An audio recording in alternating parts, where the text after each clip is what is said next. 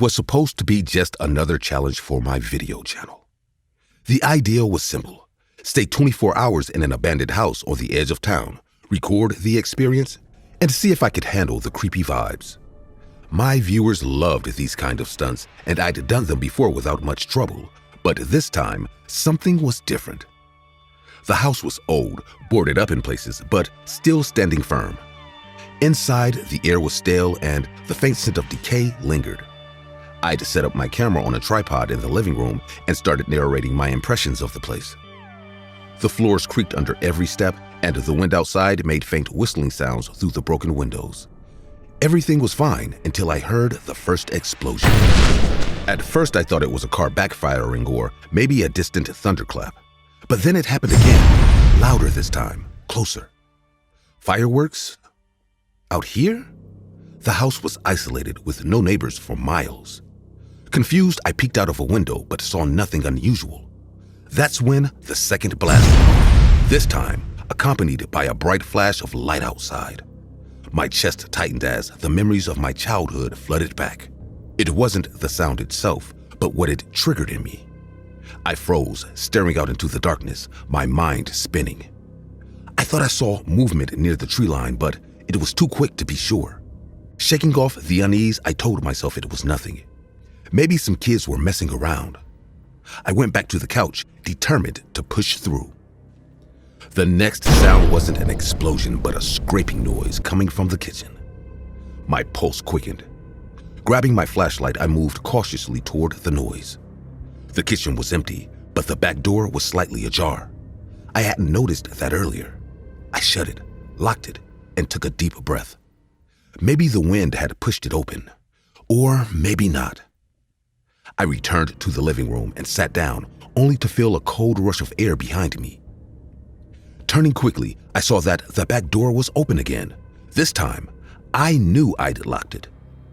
I felt a lump in my throat as the scraping sound returned, this time closer.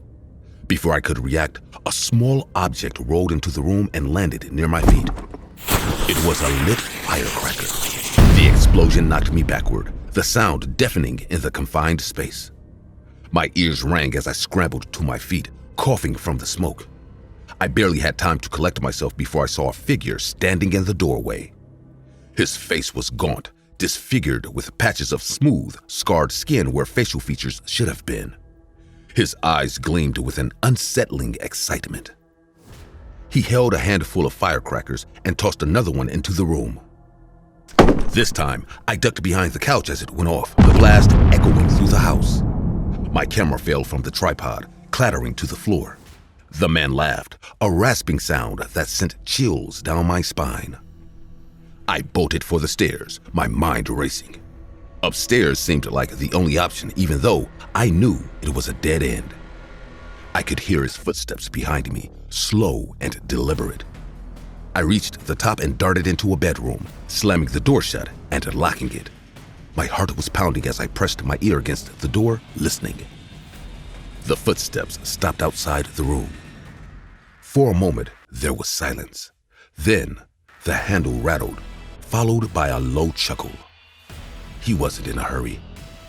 I backed away, looking for anything to defend myself. The room was nearly empty, except for an old wardrobe and a cracked mirror on the wall. Then I heard a hiss. My stomach dropped. Smoke began to seep under the door. He'd lit something outside, something bigger. Flames licked the edges of the door as the heat intensified. I knew I couldn't stay there. I opened the window and looked down. The fall was steep, but there was a patch of overgrown grass below. It was my only chance. I climbed onto the windowsill, the heat from the fire at my back. As I prepared to jump, a firecracker flew through the open window, landing next to me. Panicking, I pushed off the ledge, plummeting to the ground. The impact knocked the wind out of me, but I was alive. I staggered to my feet, my ankle throbbing. Looking up, I saw him in the window staring down at me. His face was illuminated by the flames consuming the house. He smiled, holding a lit flare in one hand. For a moment, I thought he would jump after me, but he just stood there, basking in the chaos. I limped toward the tree line, desperate to put distance between us. Behind me, the house crackled and roared as the fire spread. I didn't stop until I was deep into the woods, where the sound of the flames was just a faint hum. Collapsing against a tree, I tried to catch my breath. My mind raced, trying to process what had just happened. The police arrived hours later, alerted by the fire. They found the house reduced to ash, but no sign of the man. I told them everything, but they seemed skeptical. The old house had been abandoned for years, and there were no reports of anyone else in the area. They chalked it up to squatters or vandals, but I knew better. That night changed everything. I stopped doing challenges for my channel, unable to shake the memory of his scarred face and the sound of his laughter. Every time I hear fireworks now, I'm reminded of the terror I felt in that house.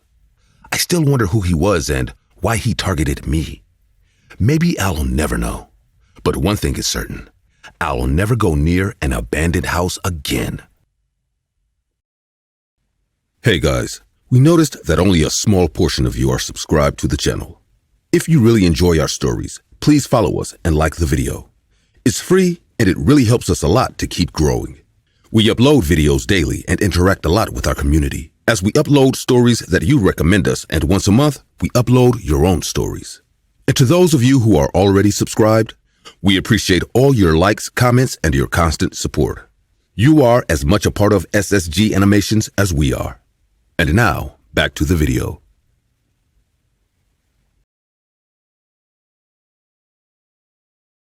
I don't know why we thought it was a good idea. It started with Caleb's obsession with urban legends. He'd spent weeks talking about the Claudia Miyangos case, the woman who killed her 3 children, claiming she was possessed. He said he'd found her abandoned house. That's where the idea came from. Spend 24 hours there and try to summon them. There were 5 of us: Caleb, Nora, Jason, Angie, and myself.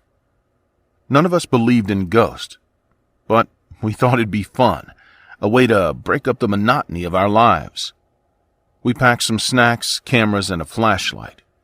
Caleb brought a notebook with instructions for a ritual he'd found online. The house was what you'd expect. Cracked windows, graffiti-covered walls, and an overpowering smell of mold. It looked ready to collapse.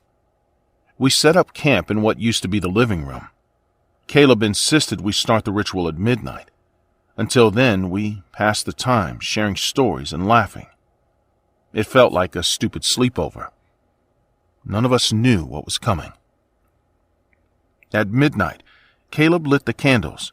He read aloud from his notebook while we formed a circle holding hands. I'll admit I was uneasy, but I chalked it up to nerves. Caleb finished the chant, and we waited. At first, nothing happened. Angie cracked a joke, and we all laughed, but it was forced. Then a sound came from upstairs, a creak like someone shifting their weight on an old floorboard. We froze. Caleb grinned, but it didn't reach his eyes. The first few minutes after the ritual were quiet. Too quiet. Jason suggested we look upstairs, but Nora refused. She said we should stay together. Caleb, of course, insisted we split up. Come on, we'll cover more ground. It's not like anything's actually here. Against my better judgment, I agreed. Caleb and Angie went upstairs. Jason took the basement, and Nora and I stayed in the living room. That's when the noises started. It wasn't just footsteps, it was whispering. Soft, indistinct, and coming from everywhere all at once. Nora grabbed my arm. Her face was pale. This isn't funny. I wanted to tell her it was all in her head, but the truth was, I heard it too. A loud bang came from the basement. Nora and I jumped to our feet. Jason screamed, a short, sharp sound that cut off too quickly. I ran to the basement door, but when I opened it, All I saw was darkness. "Jason?" No answer. The air coming from below was icy, and the whispers were louder now. Then we heard footsteps on the stairs. Slow, deliberate. Nora grabbed my arm again, her nails digging into my skin. I shined my flashlight down the stairwell. Something was moving. But it wasn't Jason. It was small, too small to be any of us, and its movements were jerky, unnatural. I slammed the door shut and shoved the chair under the handle. Nora was panicking, pacing back and forth, muttering about calling the police. My phone had no signal, and neither did hers. Caleb and Angie were still upstairs. I told Nora to stay put while I went to find them. She refused, so we went together. The stairs creaked under our weight as we climbed. The air smelled worse up here, like something rotting. I whispered Caleb's name, but the house swallowed my voice. We checked the first room. Empty. The second room had old furniture covered in dusty sheets, but no sign of Caleb or Angie. That's when we heard Angie scream. It came from the last room at the end of the hall. We ran. The door was half open, swinging slightly like someone had just gone through it. Inside, the room was dark except for that faint glow of a candle on the floor. Angie was sitting in the corner, rocking back and forth, her hands covering her face. Caleb was nowhere to be seen. "Angie, what happened?" She didn't answer. Nora tried to pull her hands away from her face, but Angie started screaming again. It wasn't a normal scream. It was high-pitched, guttural, like an animal in pain. Then she stopped. She just stopped mid-scream and went completely still. Her hands fell away from her face, and I saw why she'd been covering it. Her eyes were gone. Just empty sockets, oozing something dark and thick. Nora started crying, and I felt like I was going to throw up. Then Angie started laughing. It was quiet at first, but it got louder, echoing off the walls. I grabbed Nora and ran. We didn't look back. We ran downstairs, but the living room was different. The furniture was gone. The walls were bare. The circle of candles we'd lit earlier was still there, but now the wax was melted into strange, intricate patterns. I called for Jason, but the house swallowed the sound. "We have to leave," I agreed, but when we tried the front door, it wouldn't budge. The windows were the same. It was like the house had sealed itself shut. The whispers were back. Louder now. I could almost make out words. Almost. "Do you hear that?" I nodded. The voices were saying our names, over and over, whispering them like a chant. And they started screaming. High-pitched, ear-piercing screams that made me clap my hands over my ears. Nora did the same, but it didn't help. The sound was inside my head. When it finally stopped, Nora was gone. I called her name, but there was no answer. I was alone. Completely alone. Or so I thought. Then I heard it. Soft, deliberate footsteps coming from the stairs. I turned, flashlight shaking in my hand. A child was standing there. His neck was bent at an impossible angle and his head lolled to one side. He took a step toward me, dragging one leg behind him. I ran. I barricaded myself in a bedroom upstairs. My heart was racing and my hands were shaking so badly that I could barely hold the flashlight. The door rattled, but it held. I pressed my ear against it, listening.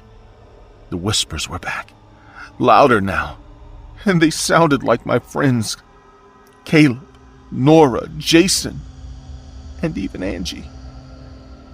They were calling my name, telling me to open the door.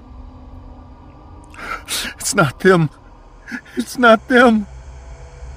But the voices sounded so real. I almost believed them. Almost. Then something slammed against the door, hard. The wood splintered and I backed away, holding the flashlight like a weapon. The door burst open and the child stepped inside. His eyes were black, empty pits, and his mouth was stretched into a grotesque grin. He moved toward me, dragging his twisted leg behind him. I threw the flashlight at him and I ran.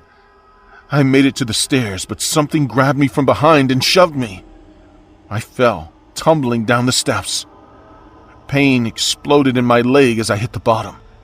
I tried to stand, but I couldn't. My ankle was broken. I looked up and the child was at the top of the stairs, looking down at me.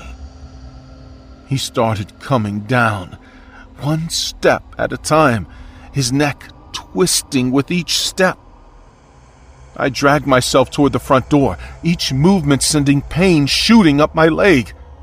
The child was getting closer, his twisted legs scraping against the stairs.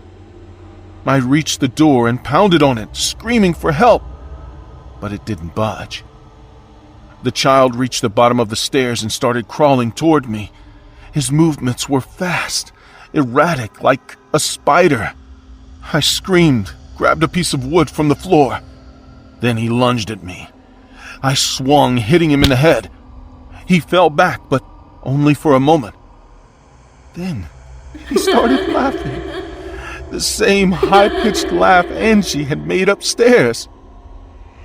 I crawled toward the kitchen, desperate for something, anything to defend myself.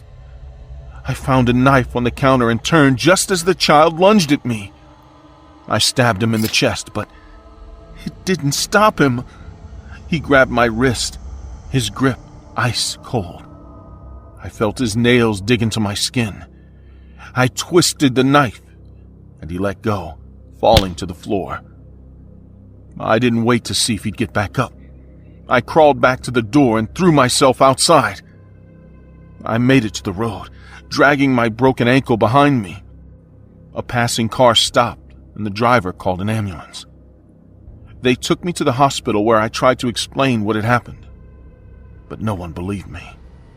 They said my friends must have left before the house collapsed.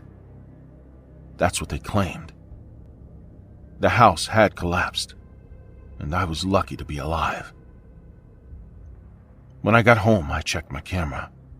I remembered filming everything, but the memory card was empty. Not a single second of footage. But I know what I saw. I know what happened, and I know I'll never set foot in a haunted place again.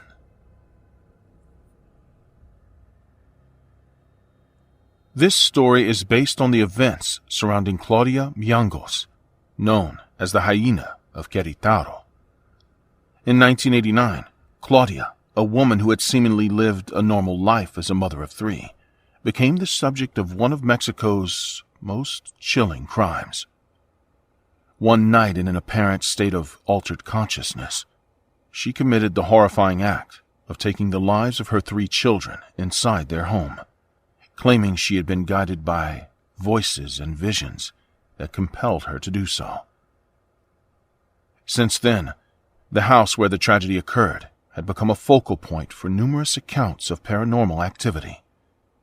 Neighbors and visitors claimed to hear sounds of children crying, footsteps echoing through the halls, and anguished screams, even when the house is unoccupied.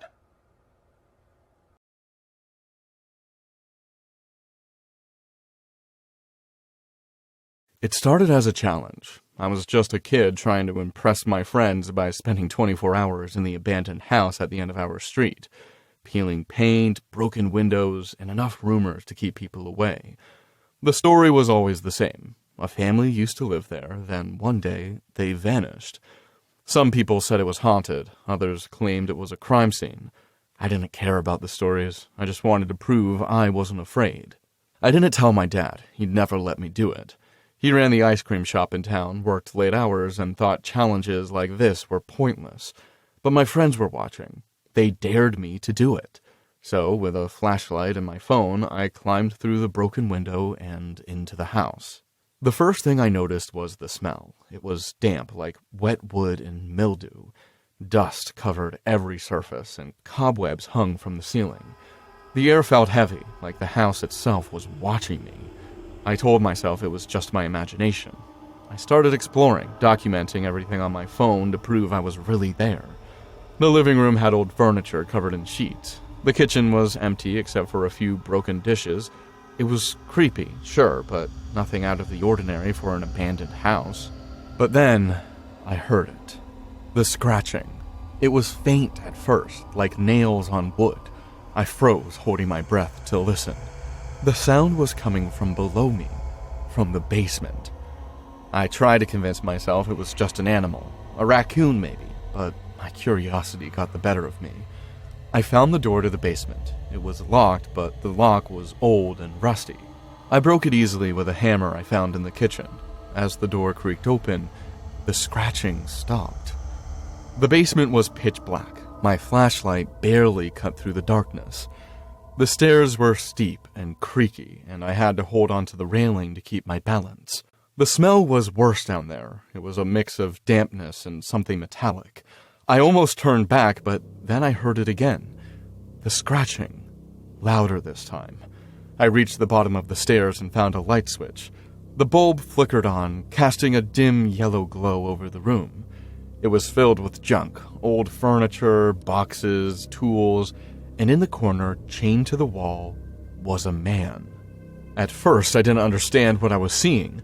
He was on all fours, wearing tattered clothes that barely covered him. His hair was long and matted, his skin pale and bruised. He looked up at me, and for a moment, we just stared at each other. Then, he growled. Not like a person. It was like an animal. I stepped back, my heart racing. The man lunged, his chains rattling as he tried to reach me. His teeth snapped inches from my face, and I stumbled back, tripping over a box. He barked like a dog, his eyes wild with anger and fear. Before I could move, I heard footsteps upstairs. Heavy, deliberate. Someone was home. Panic set in. I scrambled to my feet, but it was too late. A man appeared at the top of the stairs, silhouetted against the dim light. He was older, maybe in his 60s, holding a length of chain in one hand and a crowbar in the other. "What are you doing in my house?" His voice was cold, menacing. Before I could answer, he saw the chained man and his expression darkened. "You let him out, didn't you?" I didn't. I didn't know. The old man started down the stairs, raising the crowbar. I was trapped, nowhere to run.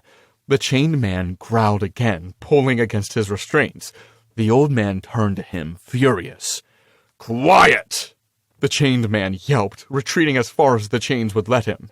The old man raised the crowbar again, but this time the chain snapped. The sound was deafening. The old man barely had time to react before the chained man was on him, tackling him to the ground. They struggled, the old man swinging the crowbar wildly. I took my chance and bolted up the stairs, my legs shaking as I ran. Behind me I could hear the sounds of their fight. Growls, screams, the sickening thud of metal against flesh. I didn't stop running until I was out of the house and halfway down the street. My friends were waiting for me, laughing and joking, but their smiles faded when they saw my face. I told them everything, showed them the video on my phone. They didn't believe me at first, but then we heard the sirens. The police found the old man unconscious in the basement, his leg broken and his face bloodied. The chained man was gone. They searched the house and found evidence of other victims, photos, belongings, even bones. The old man and his wife had been kidnapping people for years, keeping them as prisoners in their basement. The man I saw was one of their victims, someone they'd kept for so long he barely remembered how to be human. The news spread quickly. Everyone in town was horrified. The old man was arrested, but his wife was never found. They said she must have fled when she realized the police were coming. As for the chained man, No one knows what happened to him. Some people say he's still out there hiding in the woods, too afraid to face the world. Others think he's looking for revenge. I still think about that night sometimes, about how close I came to becoming another victim, about the man in the basement and the life he must have lived. I'll never forget the look in his eyes, a mix of fear, rage, and something else, something that still haunts me. So if you ever think about breaking into an old, creepy house for a challenge, don't. Some doors are better left closed.